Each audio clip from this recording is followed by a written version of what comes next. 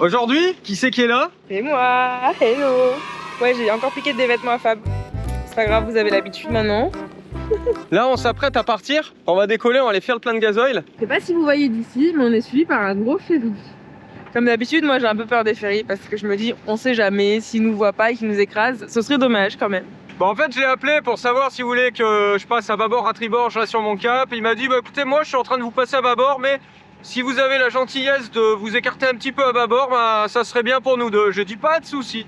Voilà, comme quoi, vous voyez, des fois il y en a, ils disent, non, ça sert à rien d'appeler, faut s'écarter. Oui, mais appeler, ça coûte rien et comme ça, on est tranquille tous les deux. Et comment t'as fait pour appeler du coup? Et du coup, VHF, Canal 16, et je l'ai appelé. Voilà, après je savais son nom parce que de temps en temps on le prend, donc c'est le Han Epita. Sinon, j'aurais utilisé Marine Traffic ou mon AIS. Marine Traffic, on peut l'avoir sur internet si vous avez le Starlink. Encore une fois, le Starlink en traversée, il est juste là. C'est hyper sécurité. Bah là, par exemple, pour regarder le nom d'un bateau, quoi. Et ouais, ça y est, première traversée avec le gros bateau. Pour l'instant, on est au moteur. On est au moteur parce que y a pas de vent. Par contre, on a la houle dans le pif. Alors voilà le plan. La météo, elle est pas oufissime. Donc, deux choix. Premier choix, on remonte la Corse, on va jusqu'à Calvi. Deuxième choix, on traverse, on va jusqu'à Porquerolles. Mais je suis moins sûr parce que à l'arrivée, ça va pas les roufs. On va voir, on va voir. Bon, pour l'instant, ça se passe très bien. Il y a de la grosse houle, mais le bateau tient bien. Par contre, Sally est un petit peu malade. Oh oui! Jusqu'à ce moment précis, j'étais pas sûr de pouvoir traverser. Tout d'abord à cause de la météo à l'arrivée qui promettait un coup de vent à l'ouest et un coup de vent à l'est vers 20 h le lendemain. Avec un bateau qu'on connaît bien, c'est pas un problème. Mais lui et nous, on se découvre et je préfère y aller doucement. Bon, comme d'hab, faut sécuriser l'annexe. J'ai pris un bout, hop, et je l'ai attaché à tribord et à bâbord. Voilà, là elle bouge plus. Après avoir sécurisé l'annexe, je décide d'aller à l'avant pour mettre la grand voile, pour stabiliser le bateau, et aussi parce que je trouve ça beau quand on met la grand voile sur un voilier. Je vous dis souvent qu'il faut un plan A, un plan B et un plan C. Mon plan A, c'est bien évidemment de traverser.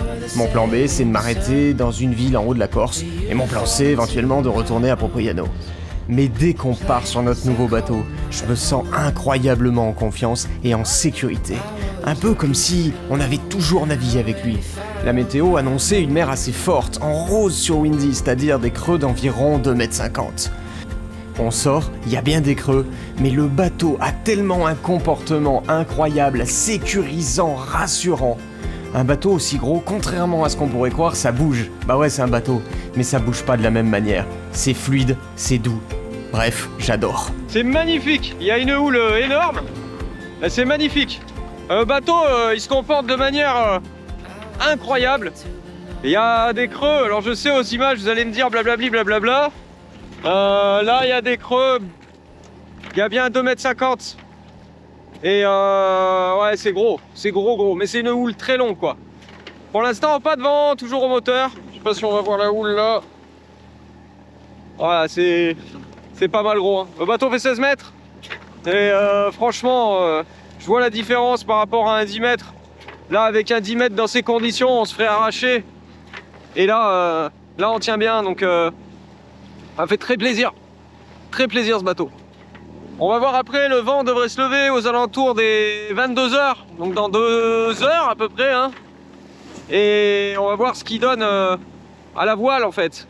Voilà, la mer va se calmer un petit peu aussi. Ça c'est plutôt cool.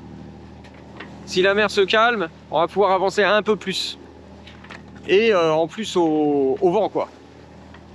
Oh, les murs là, murs d'eau là. Impressionnant, quoi. Allez, à la vôtre, le Red Bull. Faut que je sois éveillé là. Saveur, fruit du dragon. Je suis pas sponsor par Red Bull, hein. Sinon vous auriez vu une grosse pancarte Red Bull sur le bateau. Ce que tu sais pas, c'est que quand, comme ça, tu peux aller à l'intérieur du bateau, même par mer forte, il y a toujours quelqu'un pour te demander un truc. La Seigneur me dit, t'aurais pas une petite couverture parce qu'il fait un peu froid? Et allez, je vais à l'intérieur. Un jour, je vais le choper, le mal de mer, mais carabiné, je pense. Alors là j'ai décidé de laisser cette séquence, elle me fait marrer parce qu'en fait en pleine traversée, bon j'étais accroché, hein, il y avait 2 mètres de creux et je suis allé nettoyer mes vitres en fait comme à la maison quoi. Et c'était super marrant. Et à un moment, Sani me dit non mais tu vas mettre ça sur YouTube, ils vont te dire mais t'es sérieux, tu peux pas faire ça au port. Et je vais vous dire la vérité, c'est quand je suis parti, j'ai vraiment pas remarqué qu'ils étaient aussi sales quoi. Nuit difficile, la houle est très forte. Très forte, Sani est malade, elle est couchée dans le carré là.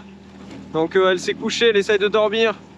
J'espère qu'elle va arriver à dormir, mais c'est pas facile de dormir quand on est malade. Voilà, elle a pris un mer calme. Moi, ça va, mais c'est vrai que la houle est très forte. Même si le bateau est gros, ça reste fatigant, quoi. Et là, de toute façon, on subit un peu jusqu'à minuit, 1h du matin, et la houle après va progressivement se réduire, donc ça c'est cool. Et après, en plus, on va avoir du vent. Et demain matin, normalement, on n'aurait pas de houle du tout. On va pouvoir finir tranquille. Donc ça c'est génial. Bon, on est toujours en nave de nuit. Il y a toujours beaucoup de houle, c'est chaud quand même. Annie a fait un quart tout à l'heure, moi là je prends un autre quart, j'ai dormi un peu. La houle fait que c'est chaud. Annie est malade. Et ça me fait chier. Allez, bon, on s'est mis dans le carré. Et on fait nos quarts là, et en fait on va aller s'asseoir. On s'assoit sur les escaliers pour faire les quarts. Ça bouge toujours, mais un petit peu moins. Du coup, j'ai retrouvé mon équipière. Ça y est, j'ai bien dormi là, il m'a laissé dormir beaucoup. Du coup là, cette fois, je reprends la relève.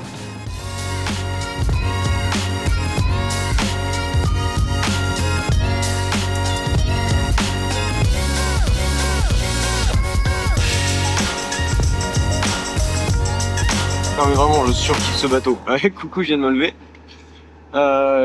Donc moi j'ai dormi, Sani avait fait son quart, là c'est à elle de dormir.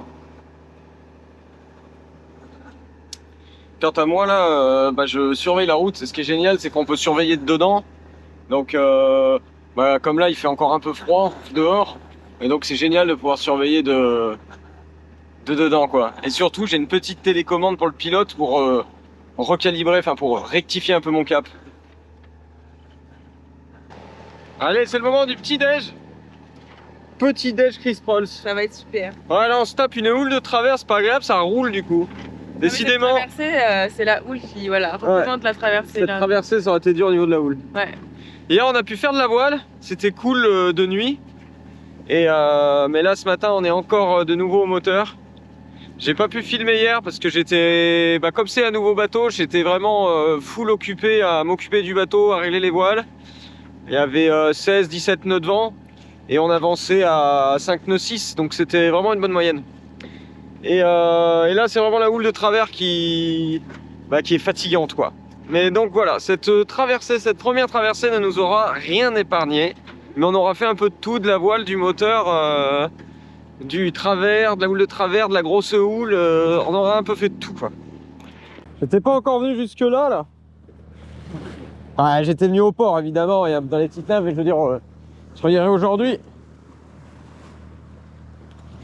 Parce que c'était un peu chaud au niveau mer. Wow. Avec cette botte. Normalement, notre point d'arrivée, il est là-bas. Ça serait Cavalère. On va voir si on y arrive sans se faire trop cogner.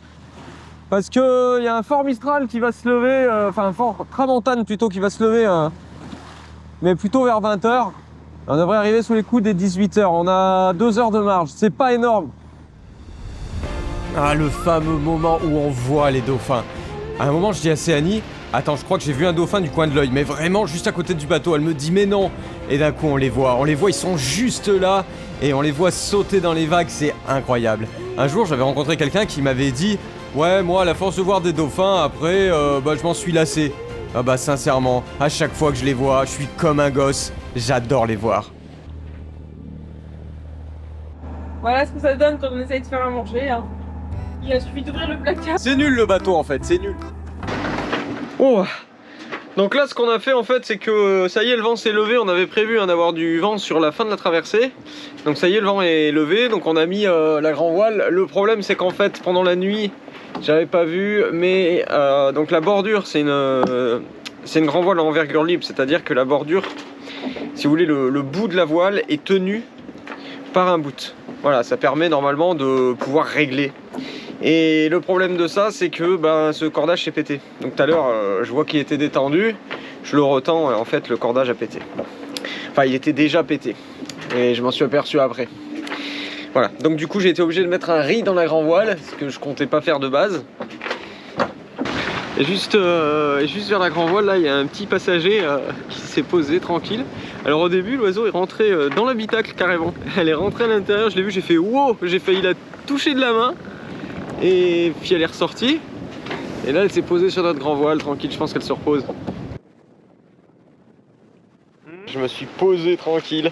Incroyable, le petit oiseau. Je sais pas si c'est une hirondelle. Je crois que c'est une hirondelle. Je suis pas sûr, du coup, je m'y connais pas en oiseau. Mais là, le petit oiseau, il est revenu.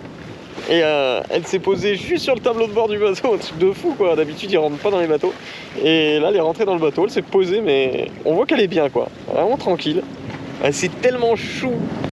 Bonjour messieurs, dames, bienvenue sur la chaîne Coréen Voyage. Du coup on va interviewer le capitaine de ce bateau pour savoir comment sont ses ressentis à la barre pour sa première fois. Allez-y, à vous. Alors c'est pas vraiment ma première fois. Non mais sur ce bateau évidemment. C'est pas non plus la première fois sur ce bateau, on avait pas. Ouais, on fait, c'est... Ah d'accord, ok. Je joue le jeu quoi. Oui voilà, allez.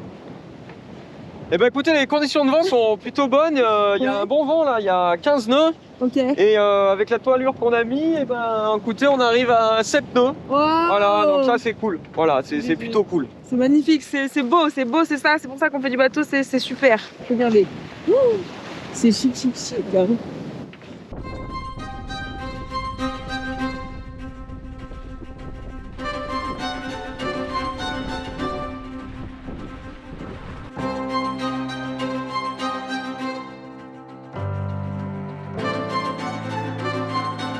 Bon là ça commence à souffler, on a le début du Mistral là qui nous souffle dessus.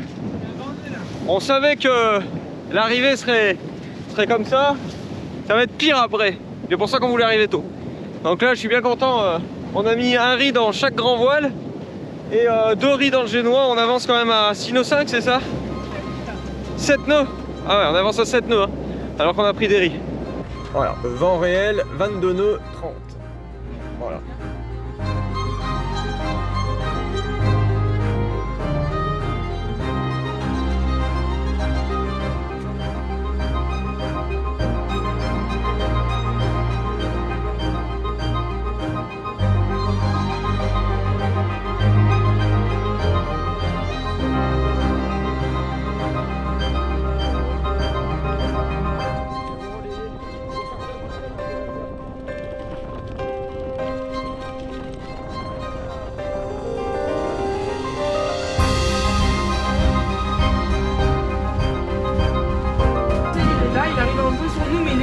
Moi j'aime bien cet aspect qui est comme à la télé, tu vois. Ouais.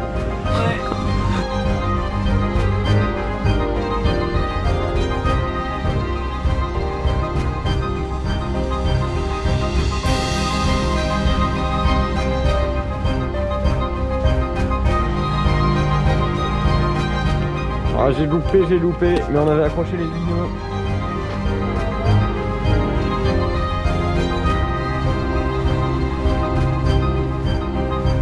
On fait une super promo sur la formation pour apprendre à naviguer. La formation, elle est 100% en ligne avec 118 vidéos et plus de 12 heures de contenu. Elle démarre des bases pour ceux qui ne sont jamais montés sur un bateau pour aller jusqu'à la préparation des traversées en pleine mer.